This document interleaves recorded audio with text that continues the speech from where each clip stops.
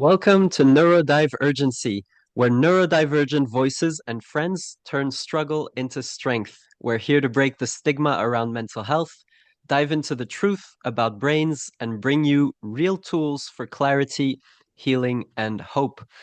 Today's guest is Liz Alessandri, who is a transformational intuitive coach. Welcome. Thank you. I'm happy to be here. Yeah, thank you for coming on to the show. So tell us a little bit about yourself, Liz. What brings you here? Yeah, well, I guess I'll start with neurodivergency since that's really the topic here. I was a late diagnosed ADHDer. I think I was 30, 32 or 30. I can't even remember now. If that's classic ADHD, but I didn't get a diagnosis until very late in life. And to bridge the gap into mental health, it was really that diagnosis that kind of cracked open my understanding of mental health and the brain and all of the things that come with healing. So always happy to talk about that. Wonderful. Yeah, thank you so much for providing that context. Before we dive into your transformational healing journey, self-discovery journey, and all the tools that you can speak about and share, I'd love to know a little bit about what was life like when you were struggling at the worst. Bad. In fact, I would go so far as to say that it was at the point where my life was the best it had ever been that I realized that there was a very serious problem because it's like, at one point I was miserable, alone, and struggling with depression and anxiety, and I didn't know it at the time, but symptoms of ADHD as well. Um, but there was a time where, my life felt very stagnant and I felt stuck and lonely and I didn't have anyone to turn to. And at that point you can almost say, well, it's because I don't have a supportive partner. It's because I don't have enough money. It's because I don't have this. It's because I don't have that. But it was when I reached a point that I had a beautiful home and a supportive partner and the dog that I always wanted. And I was still really struggling with the same things. I with the depression and just constant anxiety. Everything was something to be worried about. Every day. For a while there, I was having like crying spells, meltdowns, like every day. And this is at a point where again, like it was the best my life had ever been. I had the most support I'd ever had, and I was still very, very unhappy. So that was like this moment of, okay, this really is inside. This isn't like, the outside world is never going to change how I feel inside. I need to do something there. Yeah, wow, that's a really key insight. I mean, we hear about this things like money can't buy happiness or it's not going to be in the material things, but it's a whole other thing to live it and have uh the data of your own life to show you, okay, this isn't actually helping. So now what's next? And I'm just curious to dive a little bit deeper. Um, do you do you feel that those external things helped a little bit, or was it the same, or was it just as before, the kind of level of struggle? I I think my answer to everything ever is yes and no. But I mean, in a way, yes, those externals do help because they give you the space that you don't necessarily have when you're really in a place where you're struggling financially and you don't have a supportive partner or friend group or family or whatever it is. Um, it's a lot harder to, or rather, I should say, it's a lot easier to get sucked into the doom and gloom of that. And there's really nothing, no external reason to try to pull yourself out of that. And there are, you just don't see them. So in a way, yes, having enough. to support my lifestyle. And I'm not rich by any means. I mean, at the point where I had this realization, we were doing well enough that the bills were paid and we weren't struggling. But that does make a difference because when you are in the struggle, it's a lot harder to see that that it is an inside job. I mean, it still is. It still is because even if you have nothing and you do the inside work, then your outside world is going to start to reflect that too. It's just your nervous system is so conditioned to survival that it's not really until like you have a breath of fresh air that you're not um trying to uncover every every rock for financial support and emotional support, that you have a moment to really be able to understand that at the level that's needed to start moving forward. Yeah, and I guess the difference between having those social network supports and material supports is at once we have them, then we cannot lean on the lack of those things as an excuse Yes. to actually, if we're still suffering, experiencing symptoms of depression, anxiety, or whatever else, then we can start eliminating those factors and dive deeper into ourselves, as you would say. And so I'm Precisely. curious, yeah, I'm curious to know, um, what does life look like now for you? A little chaotic. Um, ADHD. I, oh yeah, right. I mean, But I embrace that now. Yeah, I I mean, I'm sure we'll circle back to this, but it was, in the thick of all of that healing and all of that, I went through a spiritual awakening last year, and a little bit over a year ago now, September of last year, I quit my job to try to I don't even want to say try to build my coaching business. And I am I'm wonderful at what I do, but marketing is a whole different skill set that I did not have. Business is a whole different skill set that I didn't have. So I spent a lot of time working on that. And I'm at a point now where I can't work on that full time. I need to have the income again. So I actually just picked up a full-time job. And I'm kind of in the middle of um, reorganizing what that looks like day to day in terms of balancing a full-time job and building my business on the side. So when I say chaotic, I mean yeah, chaotic. But to the same end, a quick story. My first day, and I'm very fortunate that it's a remote job, so I'm still working from home. But my first day, I was coming down the stairs after I finished up, and I fell and I twisted my ankle. And there was a time in my life, previously where I would have been like, why did this happen to me? What did I do to deserve this? How is it, why me? Why me? It would have been a really um, difficult thing for me to accept and not feel like I was being punished for everything I've ever done wrong. Um, but I have come to a point in all of that healing and awakening and all of those things where even in the moment where I was like laying on the floor, um, trying to decide whether I needed to call my partner to come home from work or if I would be okay, and I was just like, okay, this is really massively inconvenient, but there is a lesson here or a blessing here. Like there is something, there's a reason for this. And I don't know what it is. I feel like usually we can look back and see why things happen. So chances are I'll figure it out eventually. I don't necessarily know right now. Um, but I do see it as a blessing, again, as uncomfortable as it is. It could have been a lot worse, and I think it's the universe or God or whatever it is that you see that as that you believe in. kind of telling me like take some time to get your feet back under you. You don't have to do everything all at once, which is a message I think I needed in this again chaotic situation. Yeah.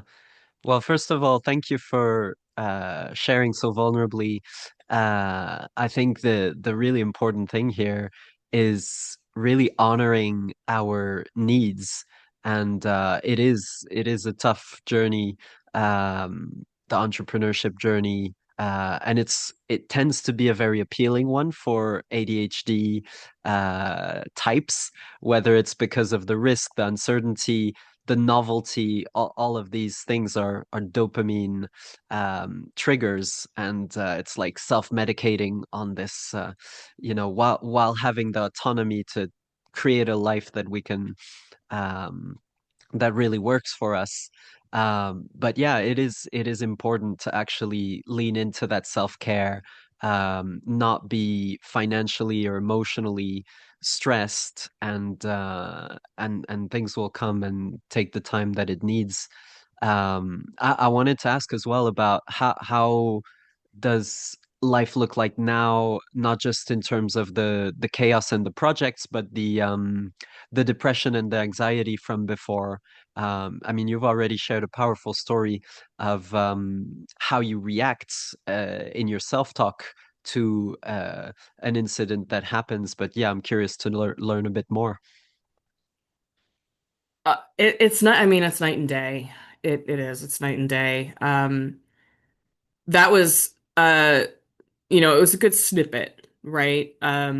Of a situation that I may have handled vastly differently.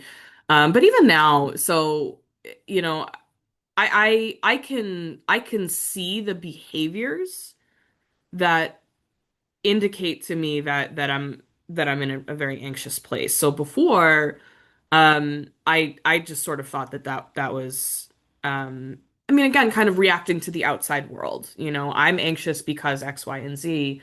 Whereas now, if I'm behaving in a way that I can identify as anxious, that's a clue. That's a cue to me to slow down, take a breath, do what I need to do, embrace that self-care, and say, okay, what am I really anxious about? So it's not a 24/7 like installation anymore. It's an experience that like I don't think anybody ever gets rid of anxiety, period. I don't think like it's a normal human experience. But it's not the default. It's not the default fixture, and it's something that I notice now. Um, both in my behavior and even in my body.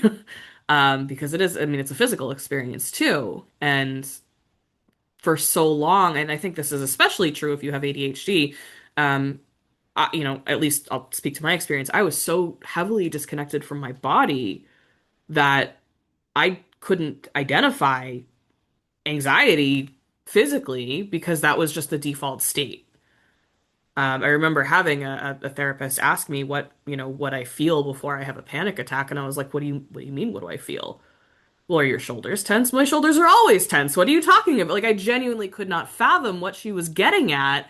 And it was, a couple years later that I went through all of this, and I started to know, I literally started to notice that my shoulders would tense up because that wasn't the default state anymore. And so that's very much where I am now, that if I do start to notice that my body is very tense, I have the tools to say, okay, I'm not like this isn't going to become my daily norm anymore. And as far as the depression is concerned, it's kind of the same thing. Um, to speak back to entrepreneurship, like yes, there's a ton of dopamine that comes with the novelty and the constantly wearing 10 different hats and all the learning new things, and it's a lot of fun in that way. But it's also there's a creator that I follow that calls it personal development on crack, and I wholeheartedly agree with that, because it is going to trigger um, every bit of shame that you have, every bit of unworthiness that you've ever carried. It's going to trigger that, and so to that end, like if I were still in that same depression that I lived in my whole life. I mean, that wasn't like a one-off thing or a couple of months here and there. It was my whole life as far back as I can remember.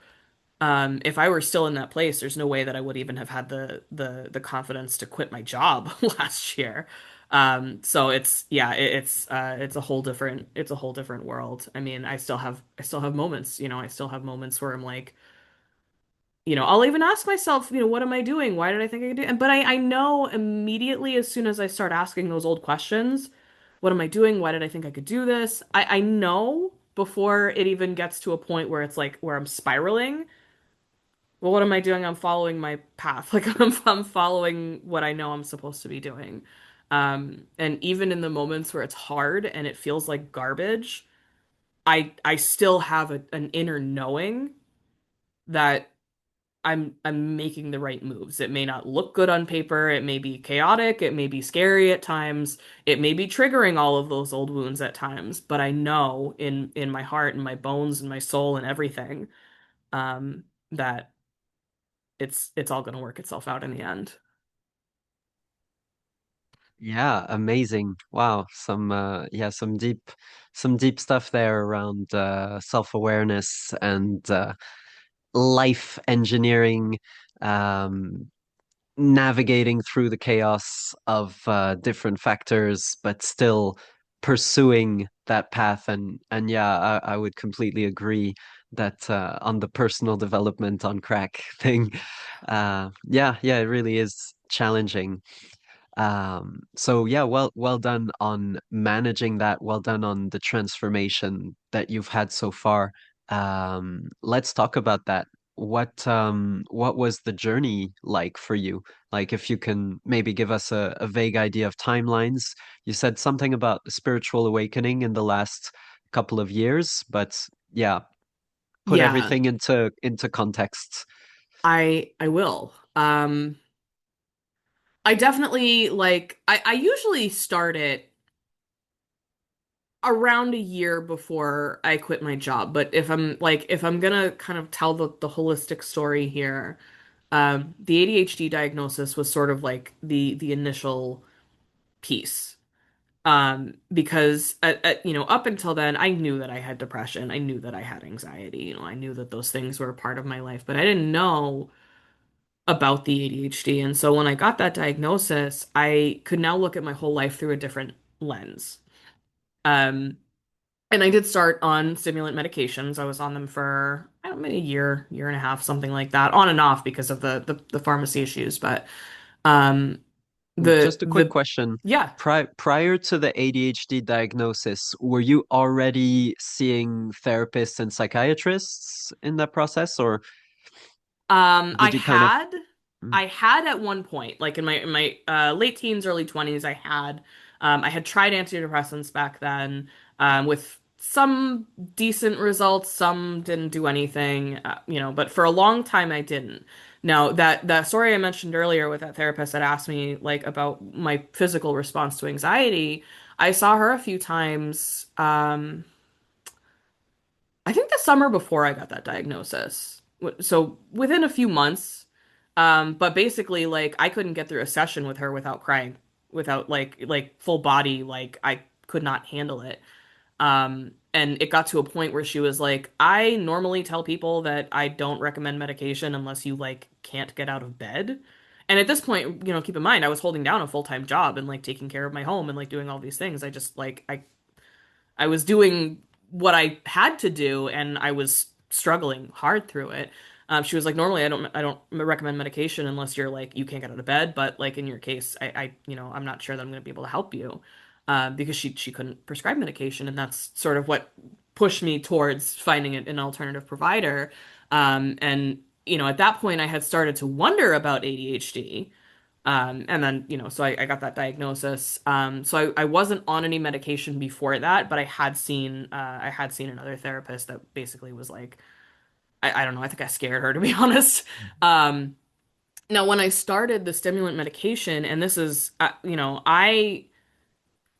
I believe that medication in a lot of cases is a band-aid, when it comes to mental health and even ADHD. So I'll lead with that. And, um, it it did help me, I think more than anything, it helped me with emotional regulation. Which again, I will say is a band-aid because you can do that without medication. And when I didn't have those skills, it helped create that space um, to kind of step back from the situation and be able to adjust my response to what was actually happening rather than what was happening for me emotionally. And over probably the next year or so from there, it was just kind of learning more about ADHD and having more of these moments of like, oh, this is why I was this way. This is why this happened. This is, and kind of going through that grieving period that I think a lot of people do, especially when they're diagnosed later in life, when they realize like, well, what if I had had the support growing up? Uh, how would my life be different? And then strangely, of all things, the following summer, I started leaning heavily into dog training because my dog, as sweet as he is a little, again, chaotic.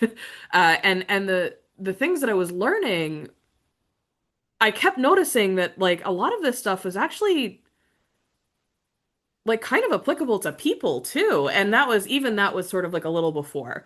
And then it was like again, probably another I don't know if it was that same year, but we'll call it like 6 months, went by, and that's when I picked up a book called The Body Keeps the Score. Highly recommend. Changed my life.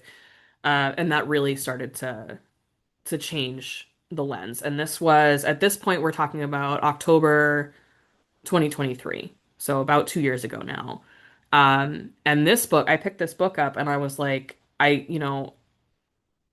this is all about trauma. And if you don't like the word trauma, I like the whole like little t, big T idea, but personally, I think there's a lot more of it out there than we like to give credit for.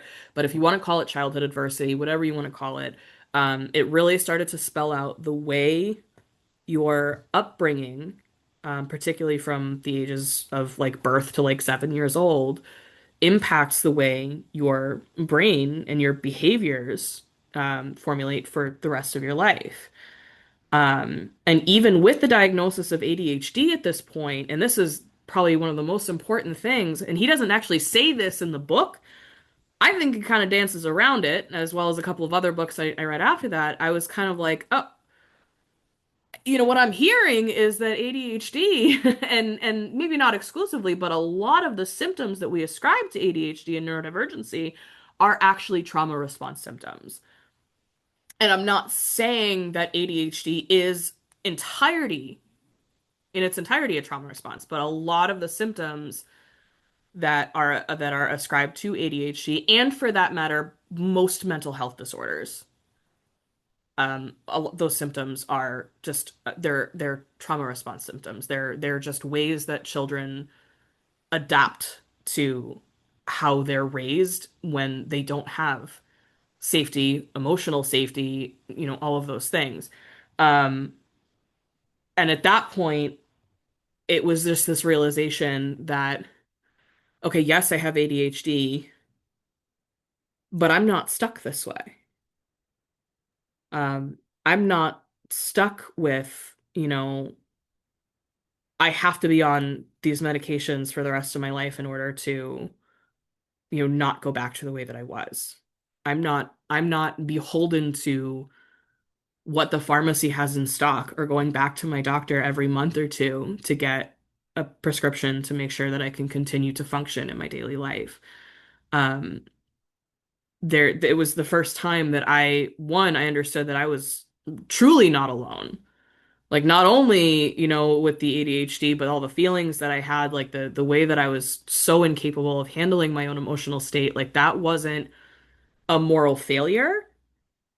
It was what I was taught. It was what I learned in those formative years of my brain development, and more importantly, that you can change that. And from there, I read several more books. I got into a lot of Gabor Mate's work. I started understanding like that emotions really are stored in the body, I learned a lot about energy work from there. I got into like intuition. I got into even like psychic work and healing work and things like that, manifestation, all of that. And it was, over that course of like almost a year, I guess, because it was probably around July of 2024, that Yeah. I had this moment of like, oh, I'm not doing what I'm supposed to be doing. Like I'm not like corporate.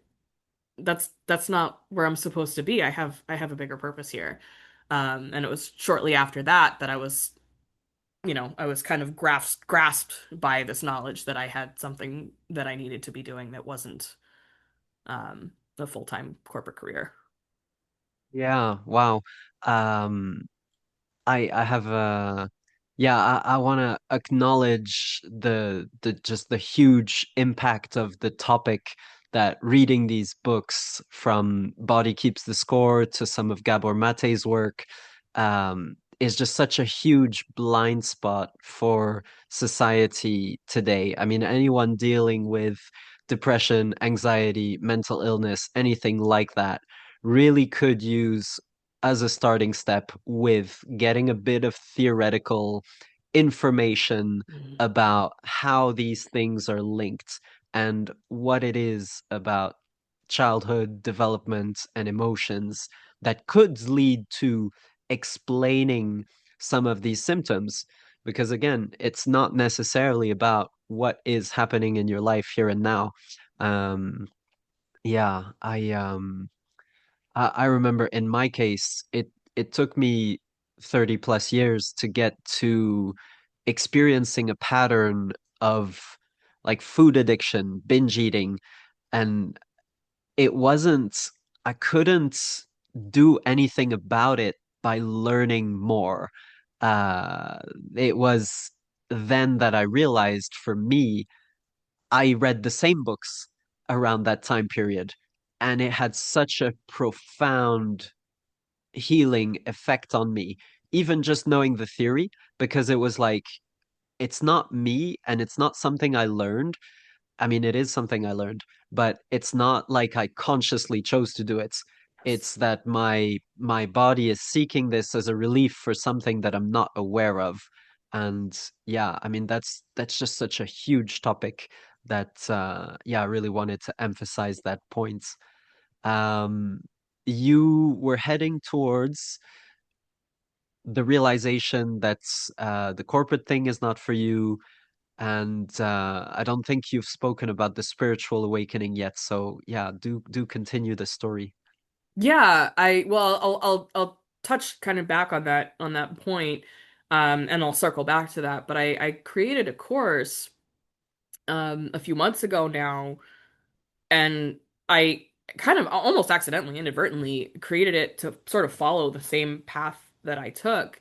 And the more I work with people and even just talk to people and have these conversations, the more it really does drive home that even just that understanding of what's happening in your body and in your brain physically, physiologically, is massively important because it separates you from this like, oh, I'm just broken to like, oh no, my brain just has a pattern that it's wiring and I'm not consciously aware of it.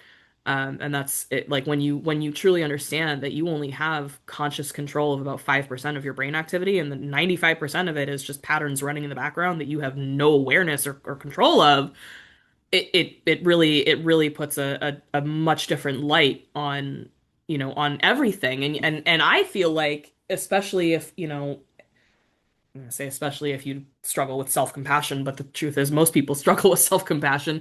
I think it helps to know that, and that's where I really started my course was just a lot of like, I need you to understand this about your body and mind, and then we get into the other stuff. And so to that end,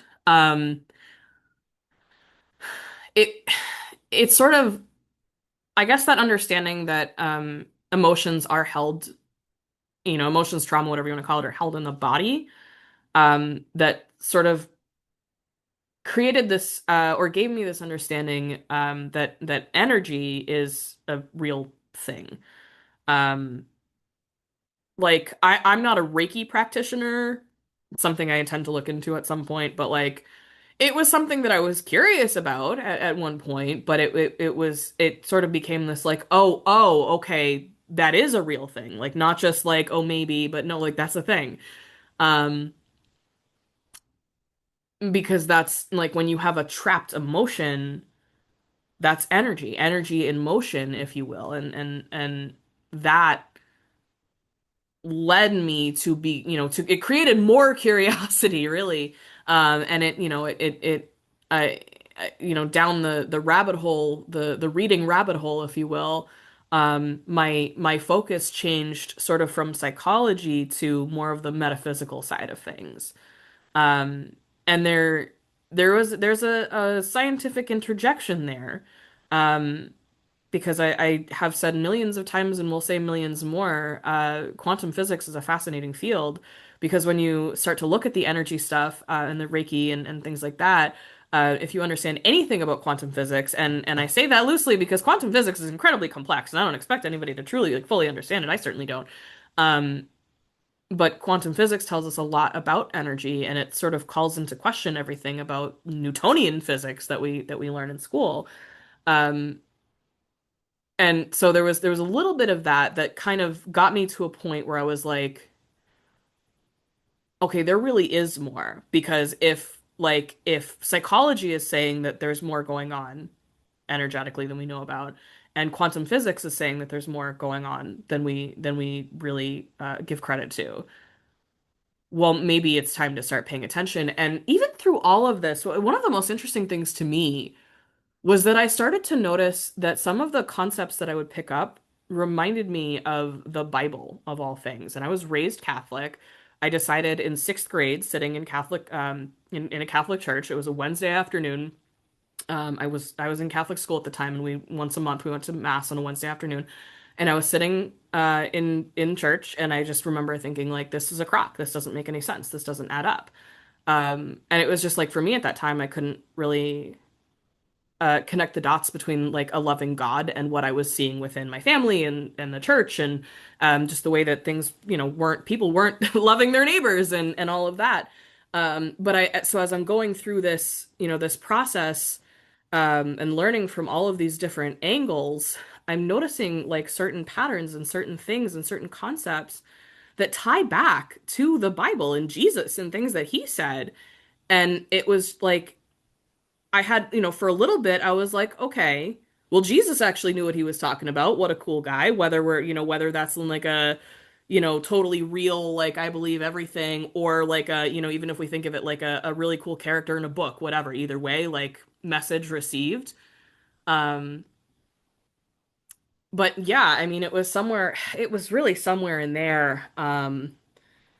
Then I started getting into manifestation again from like quantum physics. Again, started noticing even within the Bible that there were a lot of things that pointed back to the same concepts that come up in quantum physics, that come up in manifestation, that come up in energetics, just even the concept of faith being um, the difference between like there's a story in the Bible in the Gospel of Matthew where one of the apostles steps out of the boat and starts walking on the water towards Jesus, and the moment he looks away and looks at the scary waves, he starts to sink, and it's just like again like you can take out the religious lens here and even call it a fable or a story.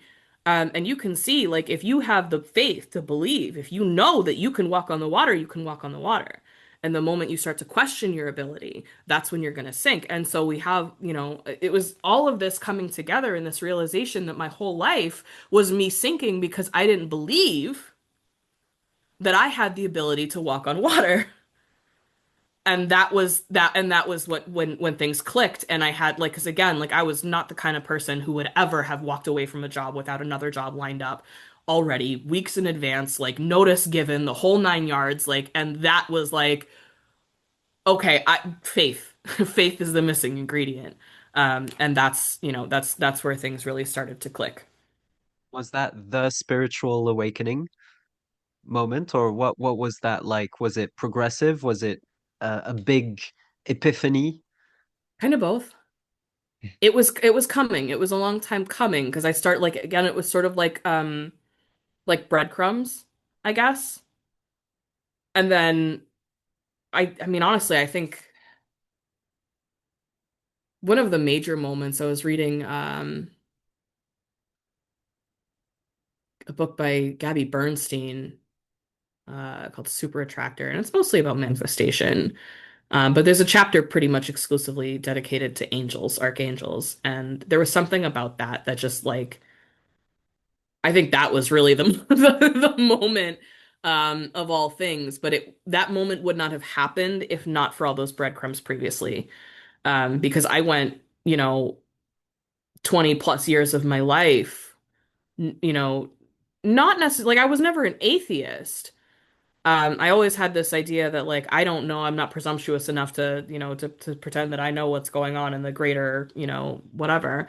But people die, and when people die, what do if you don't have a steady belief system, you like I wanted so desperately to believe in God and heaven and angels and all of that. But I could never allow myself to because I felt like I was betraying myself and just saying, okay, I'm just going to believe this to feel better.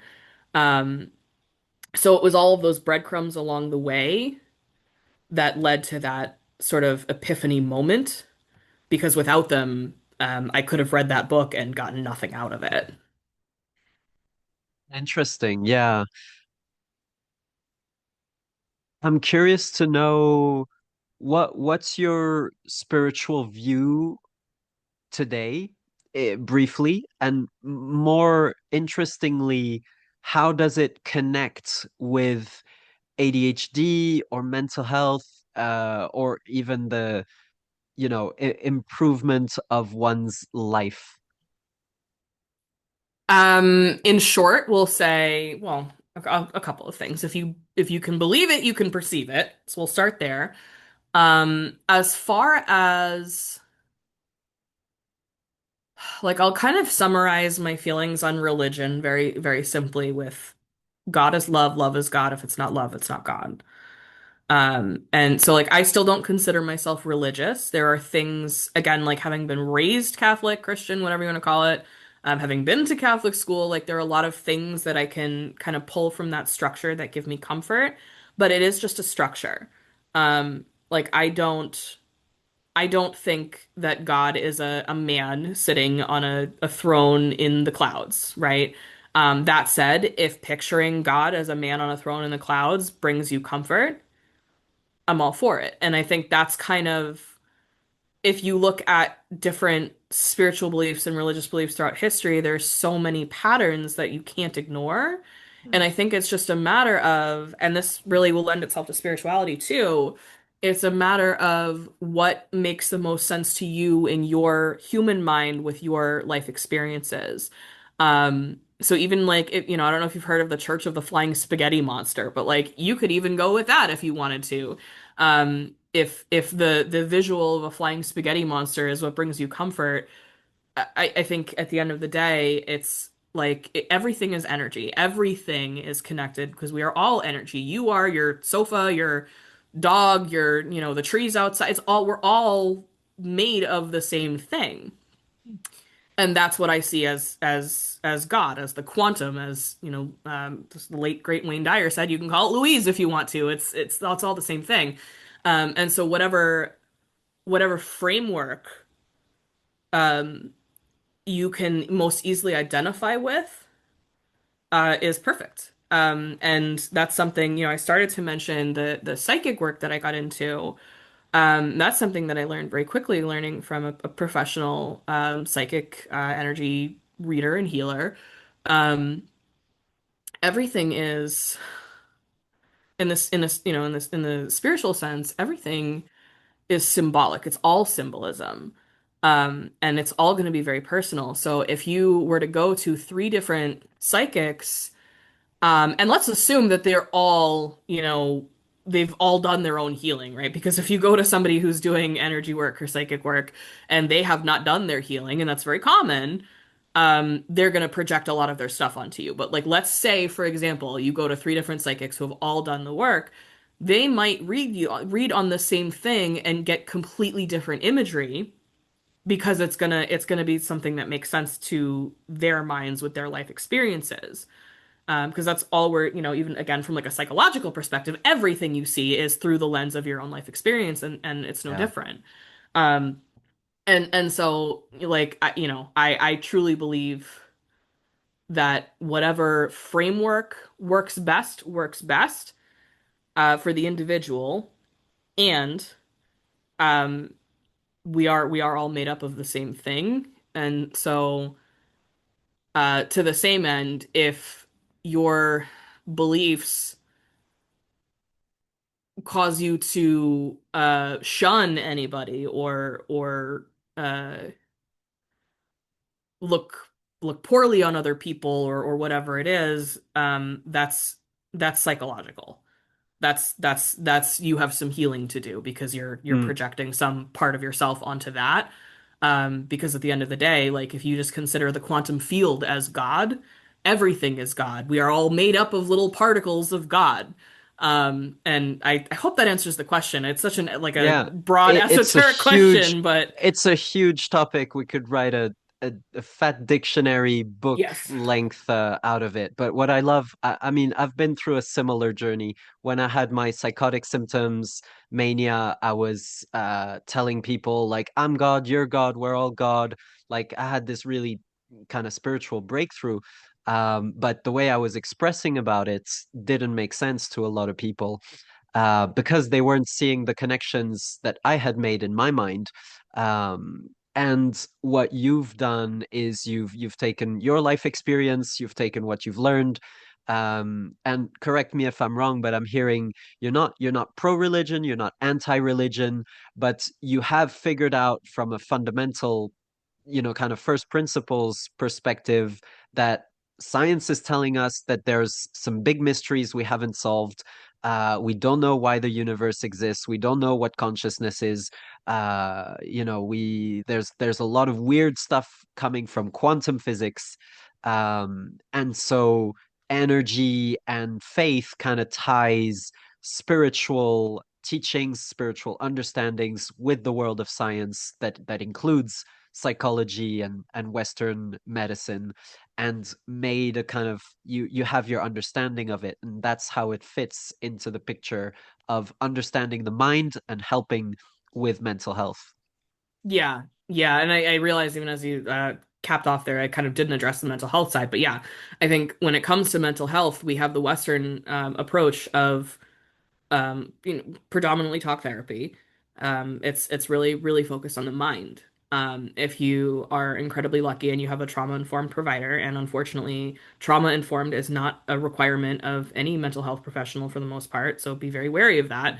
I'm not against therapy, but if you're seeing a therapist, make sure they're trauma-informed because if they're not, they're missing a big part. So you have, predominantly focused on the mind. If you're lucky, you have somebody who is also focused on the body, but the spirit is the third part of this, triangle or trifecta or whatever you want to call it. This is your mind, body, and spirit. And if you have your mind, but you're not paying attention to your body, well, your body is still holding all of this emotion, all of this trauma, all of this stuff, and you're really going to be fighting your mind all the time. And probably blaming yourself because you don't have that understanding of the physiological aspects of what's going on in your brain and your body. But your soul, your spirit, your essence, your energy is also part of it. And that's not to say that you have to know what your bigger purpose is, but feeling connected to something larger than yourself is a massive piece, I think, when it comes Yeah. to anything mental health related, because otherwise it's really hard to get out of that feeling of like it's just me, I'm alone, I'm the only one. Because when you realize that you are literally part of everything. You're part of all that is. So you literally can't be the worst or like the most incapable or the most inept or unworthy in any way because nobody is unworthy because God is Mm. everything. And what part of God is unworthy? Yeah. If everything is Yeah. part of that whole. So to speak back to Yeah. the mental health aspect of it, it all works Absolutely. together. Absolutely. Yeah. And I think one of the things that you did mention was the belief part, because what we believe we can perceive, what we don't believe we cannot perceive. Mhm. So if you don't believe in ghosts, you're never going to see a ghost, or your brain is not going to tune to subtle signals that might Right. indicate that there are ghosts. And I'm just using this as a random example. But even medically. I mean, we know about the placebo effect. This is something that is beyond mechanics, something beyond just basic biology and chemistry. It is a mind-body connection effect, and it can be in the positive or in the negative. It's, placebo is for positive, but it has a twin, nocebo effect, which is just the opposite. And so there's a huge science, Western science, that proves that what we believe plays an impact in our health and in our situation. And so that's also something that ties in the spiritual piece with the kind of more mechanical worldview of, let's say, Western medicine. Yeah, and just the most, let's say, non-spiritual kind of secular understandings of mental health, mental illness. So yeah, feel free to add more to your story. I'm curious to know if there were other elements that have helped make you into the version that you are today that we haven't touched upon. That's a great question. I mean, I think I touched on most of what got me from point A to point B. And there's a million different directions that I could go. Um, I wouldn't say that there's really any other like major pieces. I will say that if you are in the process of going through this, it is massively helpful to work with somebody who has been there, whether that's a friend who's been there or a coach who has been there or something like that. And that's not even a plug for me. I'm here, but it's not a plug for me. I see the incredible value of it. I have coaches myself. And there is only so much that you can do in isolation, particularly when it comes to the patterns, the cycle, I was going to say psychological, we'll even say neurological patterns of, I don't ask for help. I think I have to do everything myself. Those beliefs, those things. Um, you don't have to hang on to a belief, and being able to identify those beliefs is massively helpful. But having the tools to change them, and there are tools that you can use by yourself, but healing doesn't happen in isolation in its entirety. I think there's a lot of healing that you can do in isolation, but eventually, if you're still trying to heal in isolation, it's because there's something unhealed. Again, we're part of a whole. We're part of all that is. And so if you're at a point where you've been doing all this healing in isolation, it maybe is time to invest in a community that's understanding, a coach that's understanding, somebody that's been there that can walk with you, and affirm what you're going through, because the whole world is out there telling you something completely different, because they're still, if you want to talk about like the matrix, if you will, like there's most people are operating a certain way. They're gonna tell you, the opposite of not even what you want to hear, but people are gonna tell you advice or whatever that's through their own worldview. So having somebody who has walked the walk, and somebody that's willing to tell you that you can trust yourself, I think makes a massive difference. Because even, I think of myself as an exceptionally self-aware person, but even now working with my own coach, she can spot things that I can't necessarily spot. I like to say you can't read the label from inside the bottle. And so sometimes having somebody outside of you to reflect back the things that you're not able to see yet will push you a lot farther than trying to do everything yourself. It really is a shortcut, because someone will say there's 100 different books that you could read, and they'll all improve your mental health in some aspect. The coach who has already read them will tell you exactly the piece of advice from the exact book that you need in this moment right now, right away. That's going to have the highest impacts, and without you needing to go through 100 books. And it's not just about the 100 books, it's about the life experience and all of the things that you can't necessarily know.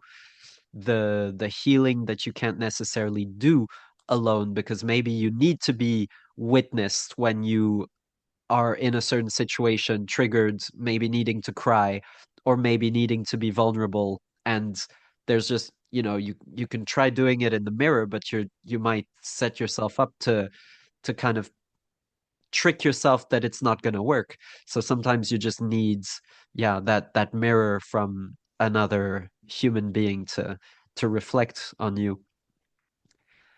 There was one thing that you mentioned earlier about the dog training. I want to circle back to that. I'm curious to know what aspects do you see that was applicable for human personal development?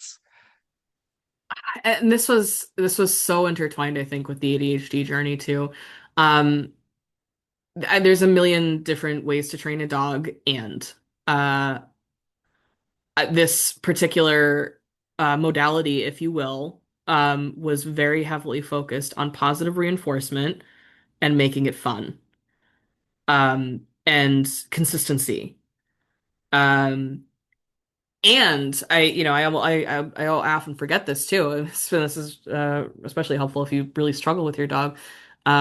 Your own energy is going to impact your animal and their energy and their behavior. So, um, even though I have gone way lax on the training, my dog is infinitely better than he was because I have become so much better with if you want to call it frequency, mental health, emotional health, whatever you want to call it.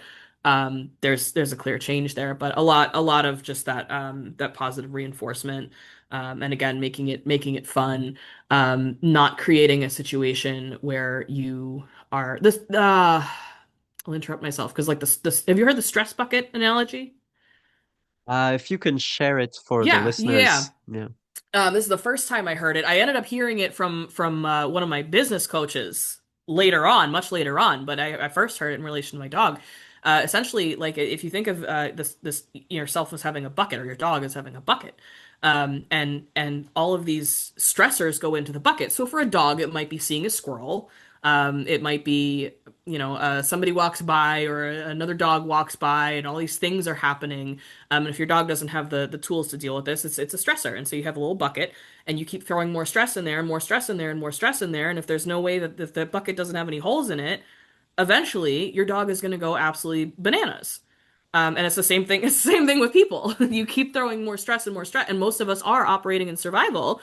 More stress and more stress and more stress and more stress, and eventually, like you're just gonna explode. And that's when you start to see meltdowns or crying fits, or like just or somebody like going in a fit of rage, or however it comes out for you. And it's the Burnout. same. It's yeah, exactly, and it's Classic. the same thing for your dog. They're experiencing the same thing. And stressors aren't even necessarily like bad things. Your dog might be overexcited because of people coming over or whatever. Like it might be good stress, but it's still stress. So if you don't have a way to help your dog calm down, help their nervous system relax, and again, this is the same with people. If you have no tools to like drill holes in the bottom of that bucket so that some of that stuff comes out, you're going to have explosive behaviors. Interesting. Interesting. Yeah, I had not made the connection between dog training and personal development, but it's true that Remarkably it similar. yeah, it is. And I mean, biologically we are more similar than different, most likely. The fundamental ways that our brains operate, reptilian brain, emotional brains will be quite similar. The mechanisms, the neurotransmitters, the same. I forget where I came across this, but some tidbit about lobsters, that defeated lobsters kind of curl onto themselves and make themselves small, and victorious lobsters will um, make themselves bigger and take up more space, and that changes their neurochemistry, and it fuels this cycle. So it's really like the same mechanisms as humans. We talk about power poses. This is exactly it. And with the dogs, we can talk about Pavlovian conditioning. Mhm. We can talk about habit science and making the good habits easier, the bad habits harder, reinforcing with cues to make things and to be more consistent, because really it is that consistency does rewire and reshape the brain as you kind of create more pathways. Interesting. So if you could summarize in like maybe the top five or maybe top three things, someone that's struggling either with depression, anxiety, ADHD, what would be that top three or five that you would kind of point them towards? Like ideas, concepts, Could be ideas, could whatever be it is. tools, could be concepts, Sure. could be books, could be anything. Yeah. Okay. Well, I have often said that if I like I would just have a whole pile of copies of The Body Keeps the Score and hand them out to people at free random. I am no longer doing that because not a single person that I have gifted it to has bothered to read it. So I've learned that the hard way. But if you're looking for a book that's going to help you better understand yourself, and understanding yourself is really pivotally important here, that book changed my life. It absolutely changed my life. So definitely, I do recommend that. Um, I think having, again, a person, whether it's a therapist, a coach, a friend, but be very selective about this person again, because if they don't understand trauma, if they don't understand that their whole worldview is coming from the lens of their life experiences. If you're not with somebody who's going to tell you that you can trust yourself, versus like they're going to tell you what to do, that's you don't want somebody who's just going to tell you what to do. You want somebody who's going to encourage you to trust your own self, and hold space for you. Having that person there. It really is a cheat code. It's going to go a lot faster. It's going to be a lot more pleasant. Um, I will say it doesn't require years of talk therapy. I think I'm gonna go to five here because that's not enough. It doesn't require years of talk therapy. In fact, talk therapy can kind of backfire on people because again, it doesn't always involve the body. So back to that, like, if you're working with somebody, make sure that they're aware of somatic experiences, and including that. It doesn't take years of talk therapy to move through this stuff, to change beliefs, and the more you accept that, knowing that it doesn't have to be a lifetime battle, that belief alone is going to take you down the road you need to go down. That's gonna lead you, to be able to follow your intuition to whatever resources are going to help you the most. Um, uh, Being intentional, and honestly, like this is, I told you I created a course, 8 modules, 8 weeks, and I must have used the word intention 3,000 times. Because it sounds so silly, but even just the act of setting an intention, whether it's intentions daily or even hourly, whatever, if you can do, if you can set an intention every hour, set an intention every time you get in the car. I'm gonna enjoy the drive. I'm gonna arrive safely. I'm gonna have fun. Set an intention every day that you're gonna laugh a lot. You're gonna enjoy the day. You're gonna experience good things. That's literally training your brain. That's telling your brain what to look for. And so when you're not intentional, when you're not setting intentions, your brain is just repeating the same things it's been looking for historically. So if you struggle with depression, anxiety, ADHD, and you're looking for negative things, you're going to continue to look for negative things until you decide otherwise. So setting intentions, absolutely huge. Goodness. I think because I said I'm going to do five, I'm going to do five. But like, I think that last one is just going to be, keep an open mind, Yeah. because there are a lot of things out there. Yeah. And to the same end, if you decide that um, the world is a certain way, that's how it's going to be. And if you decide that you're going to be open to the understanding that you need to have, again, you're giving your brain instruction on being open to what's going to be best for you to come into your understanding. Yes, interesting. Yeah. I resonate with that one because it speaks to a lot about control. We try to a lot of us think that we have control and we like to have control, and that's normal. But at the end of the day, the universe is so big, we don't know what if there is a grand plan, what the grand plan is, or even if it's all just random, to what extent is your control really something to hold on to? So that open-mindedness is really about receiving what you need to receive at the time that you need to receive it. Because yeah, the brain will filter out what is not relevant for it automatically and it will tune in to what is relevant automatically. And I think there's a lot of beauty in that, the randomness of kind of letting the universe be a mirror for you. Um, yeah, wonderful. As we wind down to the end of the conversation, is there anything else that you maybe either haven't said before or maybe want to emphasize? I think I've said everything that isn't going to create a whole other hour of content. Yeah, I think, fair. yeah, I think, even just understanding the basic mechanics of what your brain Yeah, is doing, yeah. is gonna make a big, I mean, it's the difference between like for example, like last night I was kind of stressed out after work and I came downstairs and there's stuff all over the counter and I gotta start cutting up chicken and blah blah blah and I'm like, why is there so much stuff on the counter?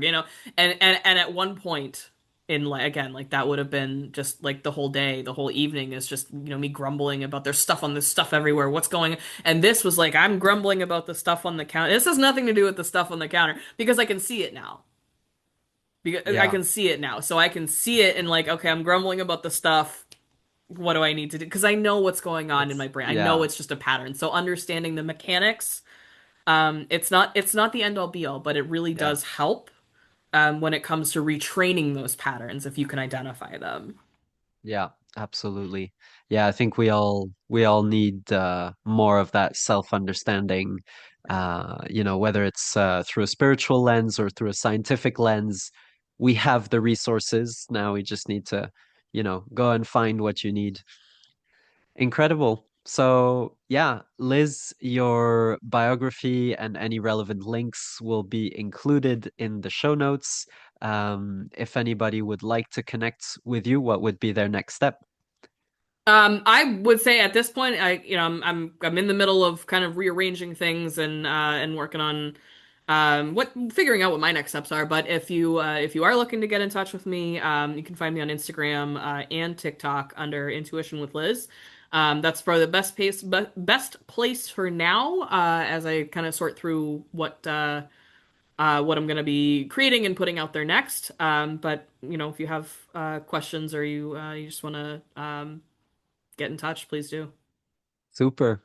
Well, it's been a wonderful conversation. Liz, thank you so much for sharing your inspiring story, your words of wisdom, and practical tools for the audience. Thank you for being on the show. Thank you for having me. Such a pleasure.